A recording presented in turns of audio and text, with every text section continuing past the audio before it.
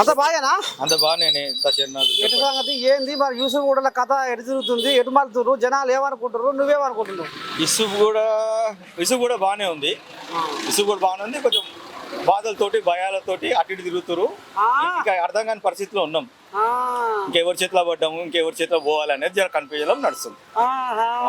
ఎట్లా మరి ఇప్పుడు కేంద్రంలో మరి ప్రధానమంత్రి ఎవరు కావాలనుకుంటున్నావు? ప్రధానమంత్రి స్థాయిలో చెప్పాలంటే దానికి గెలిపించుకోవాల్సింది ఎంపీ ఎలక్షన్స్ నడుస్తున్నాయి. సో మెజారిటీ మీదనే ఆధారపడి ఉంది. ఒకటి ఇప్పుడు ప్రజలకు అందరికీ తెలుసు ఎవరు పని చేసేటోళ్ళు, ఎవరు పని చేయని వాళ్ళు, ఎవరికి గెలిపిస్తే ఇంకే చేయగలుగుతారు, దేశానికి బాగుపరచడానికి ఇంకేమేమి పథకాలు చేయొచ్చు, ఏం చేయొచ్చు అనేది ఉంటుంది. కానీ ఈ ఎలక్షన్లు చెప్తాయి జనాలు ఎవరు ఇష్టపడుతారు ఏందనేది. ఒకటి పబ్లిక్ ముంగడికి వచ్చి చెప్పేది ఒకటి ఉంటుంది, రాకుండా చేసుకునేది ఒకటి ఉంటుంది. ఓవరాల్ ఏంటంటే భారతదేశానికి ఇప్పుడు బలమైన చాలా మంచి న్యాయంగా చేసిన నాయకులు కావాలనేది కోరుకుంటున్నాను. మరి ఇప్పుడు ఇక్కడ తెలంగాణలో మరి ఇప్పుడు మన కేసీరావుకు అందాదా ఎన్ని వచ్చాను పార్లమెంట్ సీట్లు? ఎవరికి? కేసీరావుకు కేశవరావా? కేసీఆర్ సారా? కేసీఆర్ సారు ఇంకా అభ్యర్థులు ఇంకా సీట్ ఇవ్వలేదు కదా.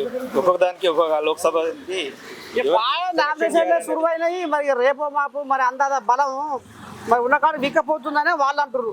మొత్తం గుంజేసుకుంటాము. అసలు నీకు రేపు పార్లమెంట్ పండుగ తర్వాత నీ కారు పార్టీ ఉండదు, మొత్తం కథమైపోతుందని వాళ్ళు అంటారు.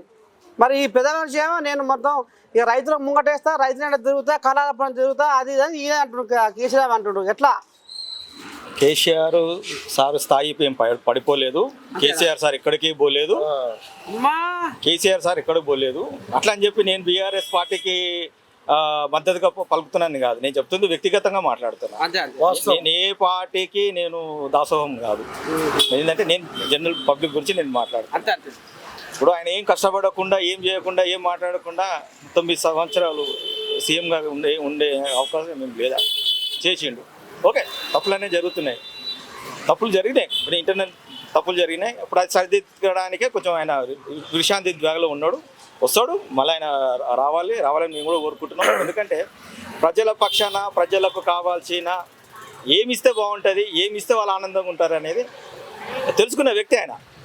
ఇప్పుడు కేసీఆర్ ఏమంటుండో 20 మంది ఎమ్మెల్యేలు నాకు టచ్లో ఉండరు, వాళ్ళు నాతో రాసుకొని పూసుకొని తిరుగుతున్నారు, ఏనాడైనా నేను ఈ పార్లమెంటు పండుగ తర్వాత ప్రభుత్వాన్ని కూలగొడతానని కేసీఆర్ అంటుండు.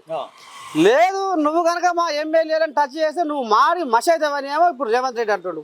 ఇప్పటికే ఇంకా నేను ఆడంగిడంగా వద్దు అంటుంటే ఉరికొచ్చి నా చెయ్యి పార్టీలో షరీక్ అవుతారు, నేను కనుక ఉన్నట్టుగా గేటు తెరిస్తే అసలు నీ కారు పార్టీ ఉండదు, కథ అయిపోతుంది అంటుండు. ఇప్పుడు ఒక పార్టీ నుంచి ఎమ్మెల్యేగా నిలబడి ప్రచారం చేసుకుని గెలిచి ఇప్పుడు తక్కడ పట్టినందుకు ఎక్కడ బరువు ఉందో అక్కడ వెళ్ళిపోతే ఎమ్మెల్యేకున్న అదేనా పద్ధతి? ఒక పార్టీ నుంచి గెలిచినప్పుడు తల్లి లాంటి స్థాయికి ఇచ్చిన పార్టీ ఒక పార్టీ ఉంటుంది. గెలవంగానే మారిపోయి ఏదో ఆశ చూపెట్టేసారని చెప్పి ఇది వదిలేసి అక్కడ పక్క పోవడం వల్ల ఈ రోజు గెలుస్తారేమో, టెంపరీ గెలుపులు ఉండవు. కానీ గెలవాల్సింది ప్రజల గుండెలు గెలవాలి. లీడర్ అంటే ఏంది, సేవ అంటే ఏంది, ఎవరుంటే బాగుంటుంది. ఈ జంపుల జనాలు ఉంటాయి, ప్రతి పార్టీలు ఉంటాయి, ప్రతి గవర్నమెంట్లో ఉంటుంది. కానీ కష్టాలలో ఉన్నప్పుడు, ఒక ఇంటికి కష్టం వచ్చినప్పుడు ఆ కుటుంబ సభ్యులు ఎట్లయితే కష్టాన్ని నిలబెట్టుకొని ఇంటిని ముందు తీసుకొని బాగుపరుస్తారో అలాంటి కష్టాలు పార్టీ కూడా వస్తున్నాయని చెప్పేసి ఇక వదిలిపెట్టకపోతే ఇట్లా కాదు. నేను కూడా చెప్తున్నాను మళ్ళీ ఎప్పటికైనా సరే కొద్దిగా టైం పడుతుంది కానీ న్యాయం మీద గెలుస్తారు. ఎమ్మెల్యేని తారుమారు చేసే దాంట్లో పార్టీకి నష్టం లేదు, కేసీఆర్కి ఏం నష్టం లేదు.